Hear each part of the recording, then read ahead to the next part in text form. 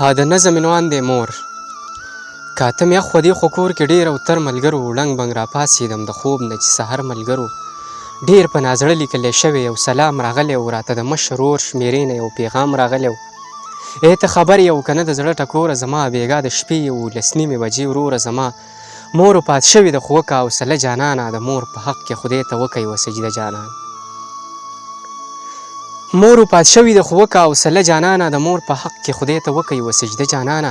په ډېرو خلکو کې میوه په کټ کې مړه ولیده مورې چې ستا مې سترګې پټې جنازه ولیده. د خویندو منځ کې در نږدې شوم غلې غلې مورې زړه مې ټینګ نه شو تر اسمانه مې کړې چغې مورې لکه چې ستا په سترګو هر چا ته ښاغلی ومه څنګه چې د پلار په مرګ کې غېږه کې نیولې ومه مورې سینې ته داسې هېڅ چا رانږدې نه کړمه ستا په شان هېڅ چا مورې پټ پلو پټې نه کړمه.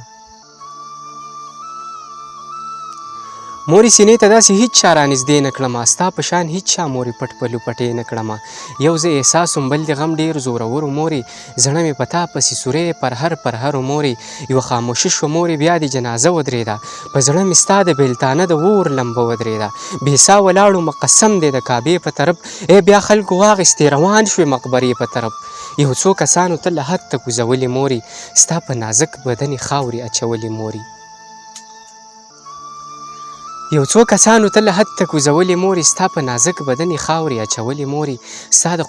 قربان په تمه تا ته کېناستمه یو څو ساعتونه دې د قبر خوا ته کېناستمه څه غریب نیولې دې د قبر خوا نه کور ته راغلم د خپلو خویندو جړاګانو هغه شور ته راغلم